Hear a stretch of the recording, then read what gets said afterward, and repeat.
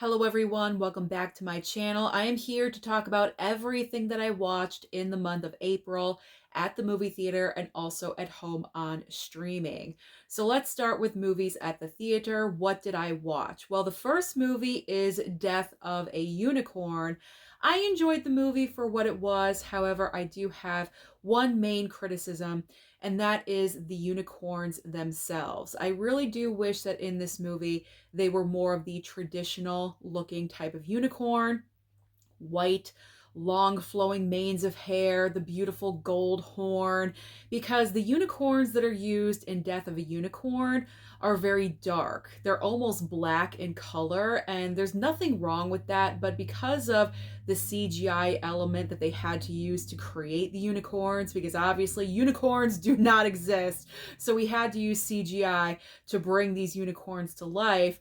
And when you do use CGI, having the scenery when it's dark is better for CGI because then it doesn't look as wonky and weird. It's not as noticeable for people watching the movie.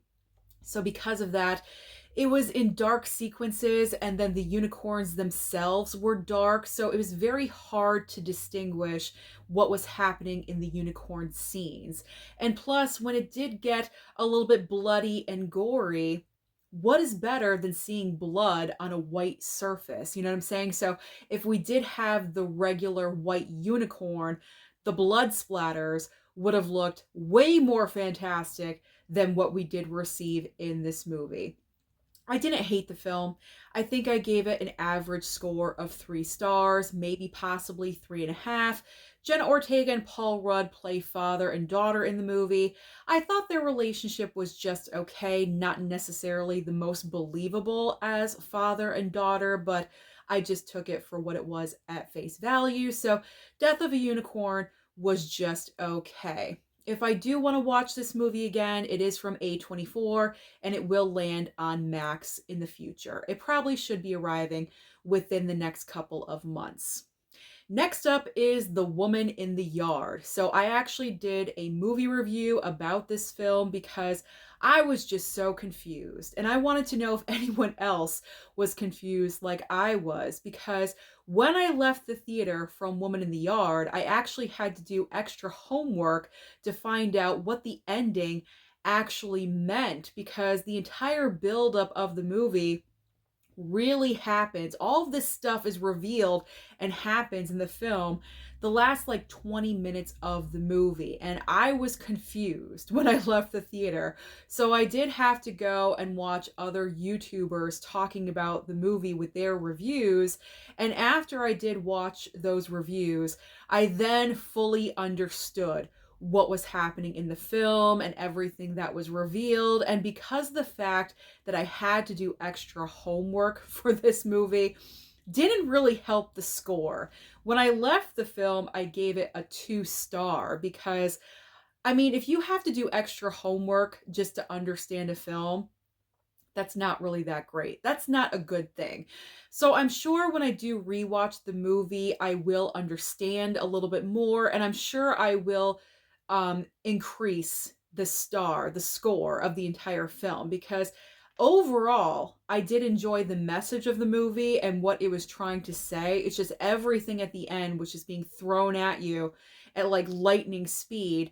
It was a lot, and it was a lot to understand and try to put all the bits and pieces together. So I feel like if they fleshed out that final 20-25 minutes and just stretched it out just a little bit more, like started halfway through the movie and then, reveal everything, I feel like the film would have been better off. Now we have Minecraft. Yes, I went to go and see a Minecraft movie. I know I am not the target audience for a Minecraft movie, but I was open-minded. I went to go and see it. Did I enjoy it? No, not really. Because the movie overall to me was stupid. It was really, really stupid. And I know I am not the target audience. This is for children or for people that have played Minecraft for years and years. I've never played Minecraft. I don't know what Minecraft is about. I don't know the point of it, but obviously I know a little bit after watching the movie. But I was just really disappointed in the quality, I guess, of the film. I wanted more. I just expected a little bit more. And some people in my comments, because I did make a review about Minecraft and I talked about my thoughts and opinions, and some people were commenting that I was going too harsh on the movie because it is made for children. And I like to counter that and say, just because a movie is made for children does not mean that the movie needs to be watered down. You know what I'm saying? Like, the movie still has to have some kind of standard even though it's made for children. Just because it's for kids does not mean that you can just throw anything and everything onto the screen and it's going to work. I think that is kind of a not messed up way of thinking, but just, I don't know. I don't know what I'm trying to say, but you know what I'm saying? Like, quality of movie should be held to a certain standard. It doesn't matter if it's for an adult or for children. That's what I'm trying to say. So I was not happy with Minecraft. I expected a little bit more, especially from Jack Black. I mean, Jack Black was just delivering himself and also prior characters that he's played in other movies that he's done on like a level 1000. And so there just really wasn't anything creative that he did there. Jason Momoa, I don't know, like he was just all over the place, but he's laughing all the way to the bank because he also was a producer on Minecraft. So as long as he's making money, I'm sure he does not care about my opinion. But I did not really care for Minecraft. I did not. So that one was a bit of a letdown, although I did not really have any expectations for the film. Now we have Hell of a Summer. So this movie I was really looking forward to because I saw the trailer for the film numerous times. This was a camp slasher movie, a horror comedy. I was really looking forward to this because this subgenre of horror films I really love. Obviously, Friday the 13th, we've got Sleepaway Camp, we've got The Burning, and so I feel like we haven't had one of these types of movies in a while. And so when this trailer came out, I got really excited for it. Well, I ended up being really disappointed with Hell of a Summer because it focused more on the comedy aspect than the horror slasher element. I didn't really end up caring about any of the characters except for one. There was one character, the theater kid out of the group. And if you've seen Hell of a Summer, you know exactly who I'm talking about. He was hilarious. Every single time he was on screen, I was laughing and it was entertaining. But other than that, this movie just really, really let me down. And then we get to the killer, who it is, and the motivation. I was not thrilled at all with any of that element of the movie either. So, Hell of a Summer was just extremely disappointing. All right, the next movie I went and saw is Drop. Drop I found entertaining. I know a lot of people have some issues with Drop, and I will say that the one main element of Drop that I think all of us that have seen the movie that we can agree on is that Drop is a movie of conveniences. If certain elements were not happening in this movie, then I do not think we would have gotten the result that we did when the movie did wind up ending. But you know what? If you can just brush that off to the side and just accept the movie for what it is. You just go in blind, not even see a trailer or anything. Just watch the movie for what it is. It's entertaining, and I did have fun with it. I think I gave it a 3.5 star. And you know what? Considering this movie is from Blumhouse, this is one of the better Blumhouse movies that we have received lately. Definitely over last year's movies from Blumhouse, because Night Swim, Imaginary, and that AI movie, like that was a bad run that Blumhouse gave us last year. So I will say with both Woman in the Yard and Drop, at least Blumhouse is getting a little bit better in 2025. Next on my list is Warfare. This is one of the best movies of the year. This film is in my top 3 movies of 2025 so far. And when I say that this is a true theater experience, I am not kidding you. If you're interested in Warfare, I know it's going to VOD, I think today or next week. It's coming up soon. But if you can see this at your local theater, I highly recommend that you do so. Now, this is big coming from me because I am not a huge fan of the war genre, but I was hearing such positive feedback about Warfare. Plus, the movie is only about 90 minutes long. I was like, you know what? I'm going to go and check this out. And this story is based on true events. It's pretty much a snippet in time of what these soldiers are going through. It's one singular incident that happens, and it is a slow burn. I will say that. Pretty much the first 20 to 30 minutes of the movie, not a lot is really happening, and it kind of tests your patience just a little bit. But if you stay with it pays off. It really does. Because once the sound elements kick in to what is going on with the war sequences and the plane dipping down and the dust kicking up, if you've seen Warfare, you know what I'm talking about. That alone was worth the trip to the theater. My stomach was actually kind of rattling at moments because the sound quality of Warfare is truly amazing. So, like I said, top 3 movies of the year for me so far, definitely worth the theater experience. Now we've got The Amateur. So I was looking forward to seeing The Amateur because Rami Malek is in the movie. It's been a while since Rami Malek has been the focus of a film, and so I was looking forward.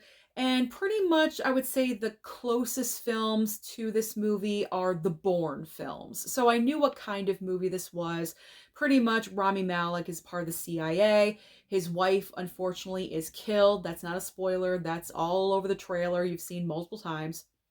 So he is going for revenge over the people that did have some kind of involvement in his wife's death. And so I was looking forward to this movie. I like a great revenge film, and it was entertaining throughout. A lot of great sequences, the pool sequence that we've seen in the trailer all the time. So, they revealed the best kill. I will say that. They did reveal the best kill during the trailer, but, they're known for doing that. But where this movie really faltered for me was the end, because Rami Malek's main goal throughout this entire movie is to single out every single person that was involved in his wife's death and get his revenge. And in the end, when he ultimately gets to the one responsible, the one calling the shots, let's just say it was extremely underwhelming. So I was not totally thrilled with how this movie ended. I'm not really sure if there's going to be a sequel, if they're going to spin this off into a franchise of some kind. I don't know what they're going to do. But I wasn't overly thrilled. I think I gave it a 3-star. All right, now let's talk about the best movie of the year so far, Sinners. I did not do a review of Sinners because that was when I took my YouTube break, but let me tell you something. Sinners is an incredible, incredible movie. Ryan Coogler at the helm, writing and directing this film. My hope is that Sinners is going to coast into award season and receive a huge amount of nominations because this movie definitely deserves it. Now, this movie has been marketed as a straight up vampire film, but it is so much more than that. This movie is layered with so many different elements. Ryan Coogler knew what he was doing when he was crafting the story and evolving this script into what it is.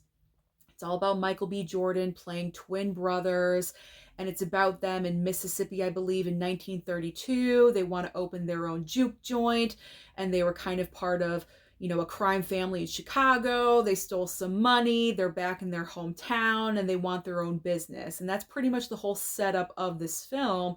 but it is so much more than that. You have got Black culture, music, and of course, Mississippi in the 1930s. We've got racism, so that is tied in as well. And also the vampire element on top of it. But then you also have sex and love and romance thrown in. Like there's so many elements happening in this film. And that's the main reason why the movie is so long, because we're trying to fit all these elements into the movie. It is a very slow burn. If you're going to Sinners because you want to see vampires, that's not the focus. That is not the focus of the film. The vampires really don't come into the mix until about, I would say, halfway, at least halfway through the movie. So just to prepare you for that, just in case you have not seen Sinners yet, but I really love this movie. Everything about this film is just top notch. Cinematography, the acting, the casting, amazing cast. Everyone is essential. I think everyone is perfectly cast in this movie. This is my favorite movie of the year so far. Can you guys tell? I absolutely loved Sinners. Hopefully, I can watch it again in theaters before it leaves. All right, now let's move on to the final movie I saw in theaters, which is The Accountant 2. So I did not see the first Accountant movie, so I did have to prepare for that before watching The Accountant 2. And I thought The Accountant was good. It was solid. I love the character that Ben Affleck plays in the movie. I feel like this is the most interesting character that Ben Affleck has ever played. And so I just really enjoyed how he made this character evolve in the second film. And I thought The Accountant 2 was a lot better than the first Accountant movie. If they do decide to go on and make more films, I think they're headed in the right direction. I don't know what direction they're going to go into, but I would love to see more Accountant films. I thought it was, lots of action, great entertaining sequences. I love the brother dynamic between Ben Affleck and what's his name? John Bernthal, I think. Great. They even look like brothers. Like it's so natural and so very effortless. So I thought it was great. And I loved how Ben Affleck kind of evolved this character just a little bit in the second movie, because one of my favorite sequences in The Accountant 2 is when the brothers go to a country western bar and Ben Affleck gets up and actually line dances. It is such a fun sequence. I thought it was a great movie. And you know what? Everything that's kind of happening right now with conversation of people that do have special needs and autism, and those ridiculous comments that were made by a certain person. I don't mean to get political here on my channel, but I do want to bring this up because it's important, because this movie deals with someone that has like high functioning autism. And I feel like it's important to have characters like that in movies, because it just blows everything that a certain person said out of the water. Everything that that person said is just so ignorant and so ridiculous. And this movie right here with The Accountant 2, that's why it's so important. And I just wanted to say that. And it also, I loved the element of all the children that were brought in on the computers and working their magic. Like, unbelievable. I loved it. I love that entire element that was brought into the story. So I'm looking forward to seeing where this franchise is going to go, because I think they are going to do a third movie. And if they do, I am looking forward to it. Okay. That's all I want to say about that. All right, now let's talk about streaming. What did I stream in the month of April? So let's start off with two movies at the same time, because they are both from the same universe. I finally watched Venom 3 and also Kraven the Hunter. And I am just so happy that we are going to be done with these Sony Marvel movies, because without Spider-Man, without any kind of connection, there is no point. There's no point for these movies. Now, beyond a miracle, the Venom films have been so popular. Like all three Venom movies made a lot of money, but all of the other ones crashed and burned, and I can see why. I mean, watching Venom 3, yeah, it was entertaining. I don't necessarily need the physical media of that one, I do have to be honest. And with Craven the Hunter, I will never watch that movie again. I thought it was so bad, so it's so basic. There's just nothing truly creative or innovative about that movie at all. So, you know what? Just can we just let that die? Like Sony Marvel, it just needs to go. It needs to be done. And I think it is. I gave it a chance, but I'm just happy that it's finally over. Now let's move on to The Residence. This is a show on Netflix. If you've not seen it, I highly encourage that you watch it because as a murder mystery lover, this was so entertaining to me. So it's all about, unfortunately, a murder happens at the White House during a highly publicized state dinner, a function. So you have over 200 people in the White House that could possibly be suspects for this murder. You have the greatest detective in the world, Cordelia Cupp. She arrives at the White House, and I believe it's 8 episodes long. And she's trying to figure out, who did it, putting all the clues together. And I was trying to figure out, I was going along with it, and it's just a lot of fun. So if you love murder mystery stuff, definitely check out The Residence. It hasn't been confirmed for a season 2, but I'm really hoping that it will because I highly enjoyed the show.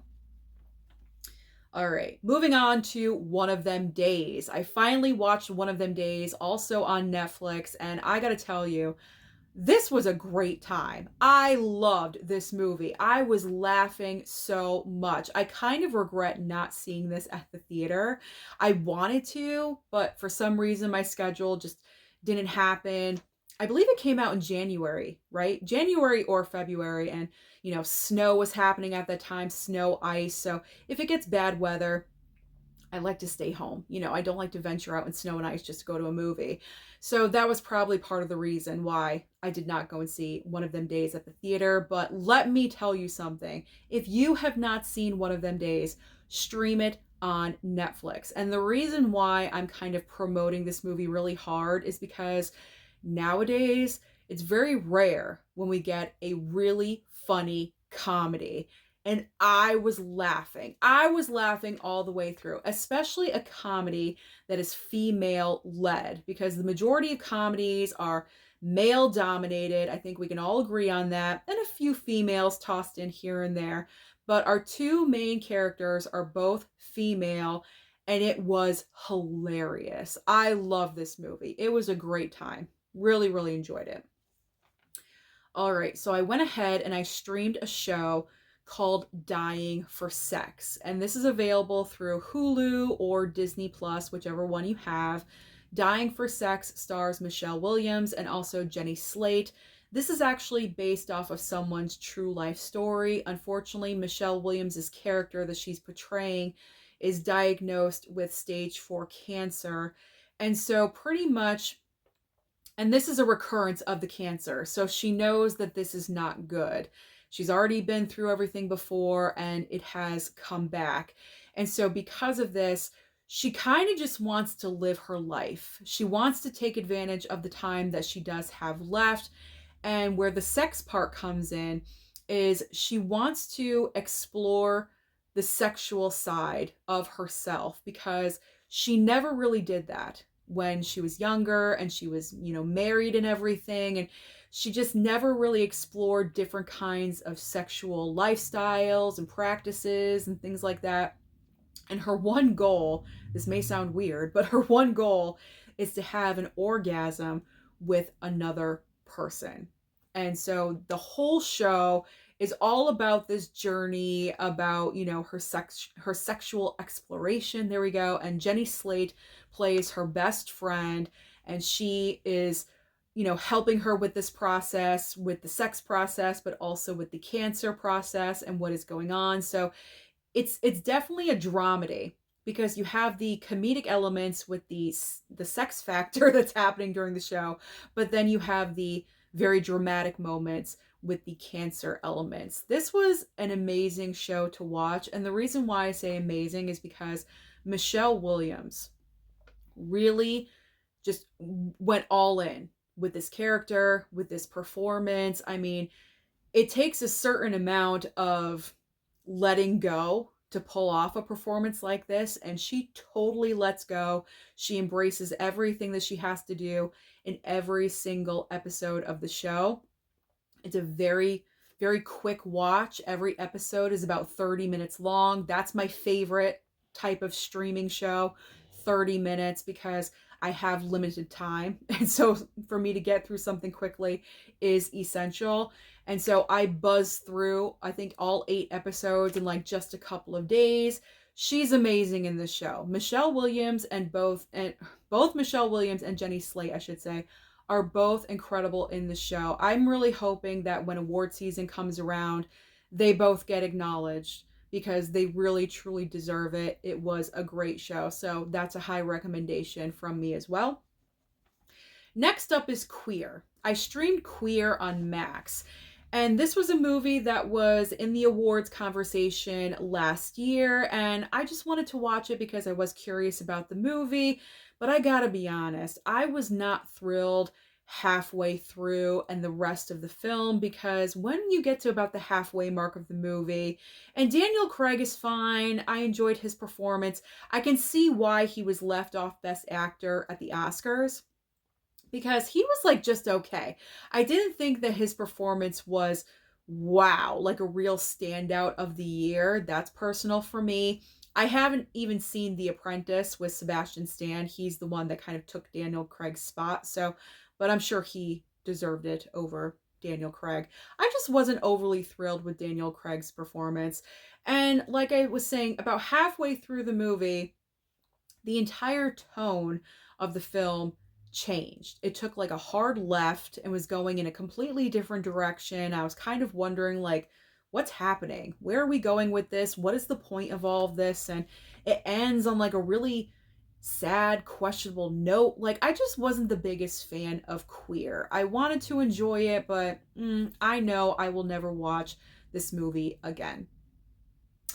And the final item that I streamed is Adolescence. And this is the phenomenon, the latest phenomenon, I should say, from Netflix. This is a show, unbelievable show, 4 episodes. It's all about a 13-year-old boy who is accused of murdering one of his classmates. And so in the first episode, the police raid his house and bring him into the police station, the processing, all of that. Episode 2 is about a couple of days later. The police go to his school, try talking to classmates. They're trying to locate the murder weapon. Then in episode 3, fast forward 7 months later, I believe, we have the accused 13-year-old boy talking to his psychologist. And then in the final episode, it's about a year later or a year and a half after everything first started, you have his family, his mother, his father, and his sister, and kind of like the aftermath of how they're coping, how everything transpired for them, and how they're living their daily life. This show is absolutely incredible. And the reason why it's incredible is because it is so creative and so innovative, because each one of the 4 episodes is shot in one take. There is no editing involved at all. So I actually knew that. I knew that information before watching it, but still, as I was watching this show in every single episode, I was like dumbfounded with how they were able to do this and how they had to maneuver. I just thought it was so interesting. There's even one point, I think it's the end of episode 2, where the camera actually gets attached to a drone because the camera's flying in the air, and then it settles back down on the ground again. That is incredible. Absolutely amazing, astonishing. Like I said, so creative. And this is the kind of television and also movies that we want to see. We want to see something we've never seen before.